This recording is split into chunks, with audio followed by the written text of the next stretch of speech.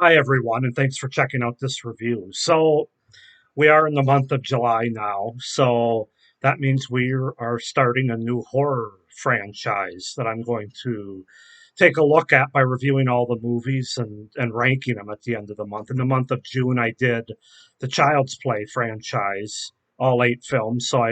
Those should still be up on my channel if you want to check out the reviews for each film as well as the ranking of all of them that I put up a few days ago. But now we're in July, so the next horror franchise that we're going to take a look at for this month is Nightmare on Elm Street.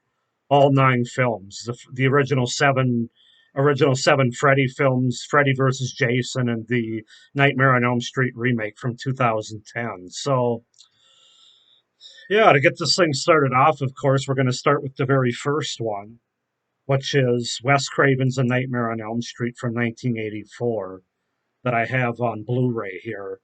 It's actually the only one that I have on Blu-ray. A very nice Blu-ray with some special features, different commentaries, alternative endings, featurettes.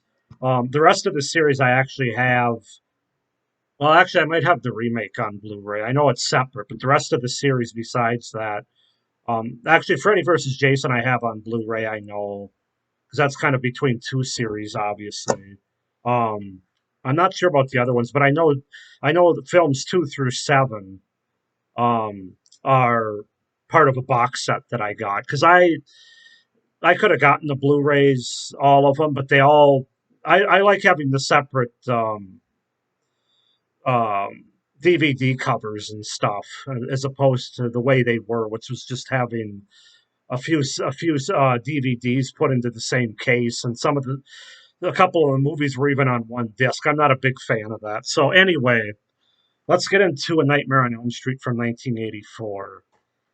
So I'll just kind of start with the premise of it. A Nightmare on Elm Street is a 1984 American supernatural slasher film, obviously written and directed by the great Wes Craven, produced by Robert Shea, the first installment of the Nightmare on Elm Street franchise.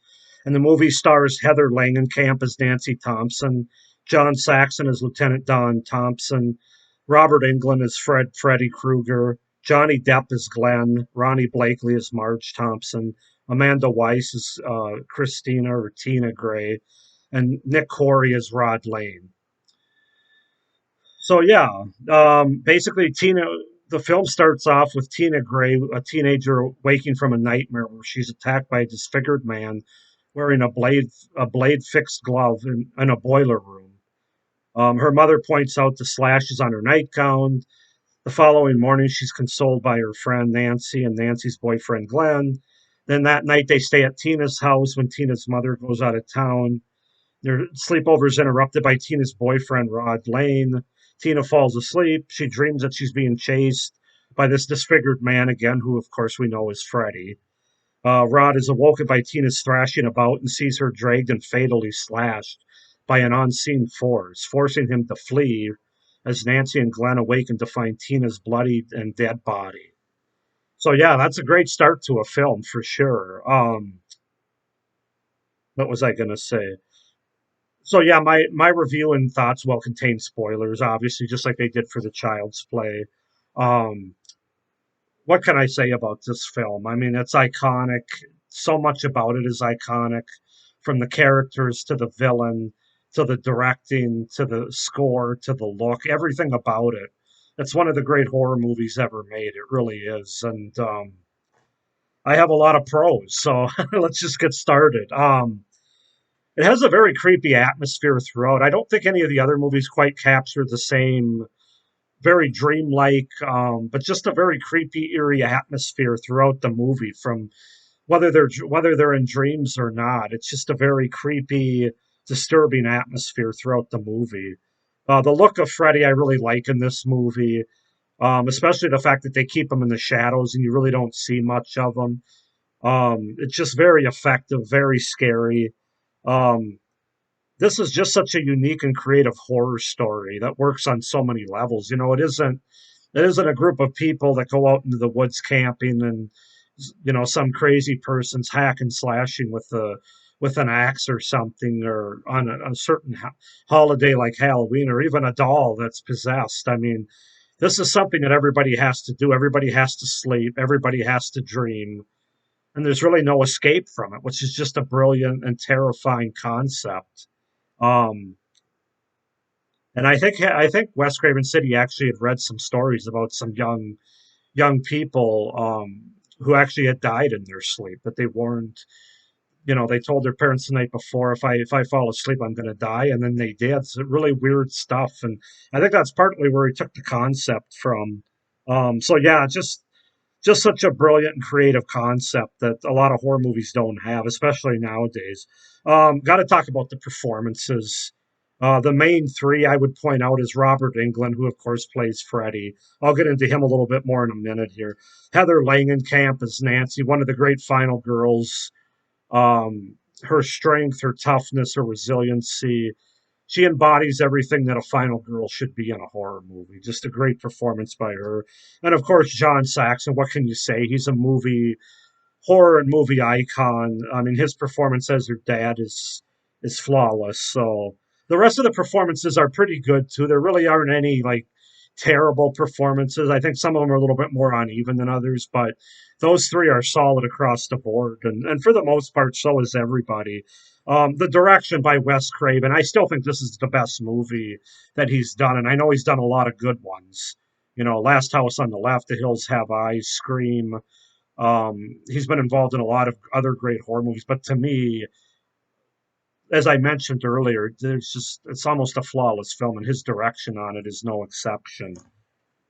Um, as I said, magnificent score throughout the film, from the little piano notes they use as the theme of Freddy to the other music that they used, the little nursery rhyme that's used with the girls jumping rope, just very very effective for this movie to say the least. Um, the score really plays with your sense of order, your sense of things. It's got a very dreamy like score, but it's just so effective. Great practical effects in this movie. I have to bring that up because I love practical effects. I know in the documentary they talk about how some of them look pretty cheesy, and like at the end when the mother sucked through the door. Yeah, I mean you can kind of see it's a dummy, but I don't know. It happens so fast that I don't think it's a huge black eye or anything. Overall, the long arms that Freddy has, where they used fish wire, the turning of the room, all that stuff works to me in this movie. However they did it, even if it was cheesy behind the scenes, it was effective for me. Um, this movie, I would say, is probably the only Freddy movie that's actually scary and not just scary, but sort of unnerving, that it gets under your skin on some level. That's the brilliance of Wes Craven. I don't really think they ever capture that again, even though there's other creepy scenes and moments from other films. This one gets it right all the way through, in my opinion. Um, they give just enough backstory about Freddy in this movie to make it work. As like some of the sequels tend to do in horror franchises, they start giving too much away and explaining too many things. In this movie, they just kind of explain who Fred Krueger is, and that's really about it. And we get a little bit, and it works very well. I wish they would have stuck with that. Um, it's got a great opening nightmare scene sequence with Amanda Weiss's character as Tina, where it really just as an audience member, you got the lights off and you're watching this on a Saturday night or something. Right away, you're looking over your shoulder, and it also you're into the movie right off the bat. It's very effective. Um, for the most part, this movie has likable characters that we come to care about. Obviously, Nancy, even her dad, and Glenn, even to a certain extent. Even though it's probably not Johnny Depp's best performance, he's pretty young in this movie compared to some of the movies he did later on or does later on in his life, of course. Got to talk about Robert Englund directly as Freddy. This might be his best movie. I mean, there's a couple that he's just exceptional in, but just everything from the laugh to the walk to his posture, the glove, the sick demeanor, and the taunts that he has in this movie, everything works so well. Just an iconic performance. I mean, he became iconic in this role in one movie, basically. And yeah, what can you say? He is Freddy. This movie also has a very sort of closed and claustrophobic feeling. Like it all takes place in this small town, but even more so in this house and on this street, which I think makes a very effective horror movie as opposed to characters traveling around the world and stuff. And obviously, in this movie, you can't get away from Freddy. That's the brilliance of the creative aspect of this movie. Is no matter where you dream, no matter where you go, you can always be there because he's a dream. He's not real. So yeah, and of course, this movie has so many iconic scenes and quotable dialogue. Whatever you do, don't fall asleep being the big one. The bathtub scene, the extended arm scene outside, him being on fire and walking up the stairs. I mean, just there's so much iconic stuff to this movie. So, yeah, those are my pros, just a couple. As far as cons go, I had to think hard to, but there are a couple that I'm going to bring up. Um, One of them they talk about in the documentaries about the original movie, and that's the ending and sort of the inconsistency of the ending. So, if you don't know the story, Robert Shea wanted a different ending than what Wes Craven originally had in mind. Wes Craven's ending, spoiler alert, if you, hopefully you've seen this movie after almost 40 years, but um, he wanted the ending to be after she turns his back on Freddy, he disappears. She walks out the front door to a sunny, brand new day, and all the characters have returned. And it's basically a happy ending. And she defeated the monster, and everything's back to normal, kind of like she told Freddy, "I want my friends and family back," and all that. That was his ending. But Bob Shea kind of got involved, and this was a point of contention. One of the big points of contention between him and Wes Craven for a long time was he wanted this hook ending with the Freddy car, where the kids are getting in the car. Nancy gets in the car with Glenn and um, Rod and Tina, and then all of a sudden the big Freddy top comes down, and the car starts driving on its own. This big hook, basically for Bob Shea claims it wasn't for sequel's sake, that he just wanted to leave the audience with a bit of a gasp. But I don't know. I think they wanted. I think he did have sequels in the back of his mind, and obviously he made the right call in terms of money there because the sequels are very big money makers. But they're really kind of the problem with the ending that they use is it's inconsistent with the movie. In other words, the whole point of her turning her back on him and defeating the monster basically is rendered meaningless because Freddy's still alive, and the fact that he comes back, it just doesn't, you know, it just doesn't really work. And then the end between the like 90% of the movie and the last scene of the movie just doesn't really work unless you do what some people do, which is take the ending as sort of the start of the nightmare. Like the whole movie, some people consider to be like Nancy's nightmare, and maybe this is just the start of the nightmare kind of thing. Um, that's I guess you could watch it that way, but that's just one thing that doesn't work. I mean, it isn't enough to ruin the movie at all. Don't get me wrong. The other only thing I could come up with was Nancy's mother, played by Blakely. Ronnie Blakely's fine, but her character is pretty cliche and really kind of infuriating as well because we're kind of along for the ride with Nancy. We kind of see this movie through her eyes, and so her mom kind of becomes sort of a hateable character in a way. Just the fact that she's not listening to her child, and she knew about Fred Krueger, and she's a big drinker, and another cliche, and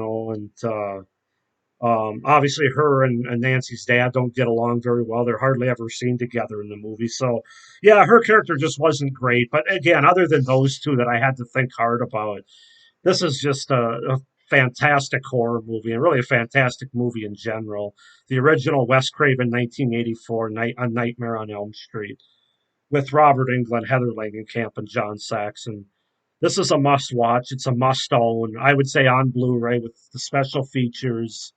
I'm giving this movie a 9 out of 10 in terms of my rating. It's almost a perfect movie. It really is. I think if they'd stuck with the original director ending, I think it probably would have been a perfect movie. So that's my review and thoughts on the original Nightmare on Elm Street by Wes Craven. Go ahead and give me your comments down below on what you think of this movie, what works for you, what doesn't. Like this video, subscribe to my channel to see future reviews, including future Nightmare on Elm Street movie reviews, and my ranking at the end of the month coming up. So thanks for watching. Have a great day. Bye.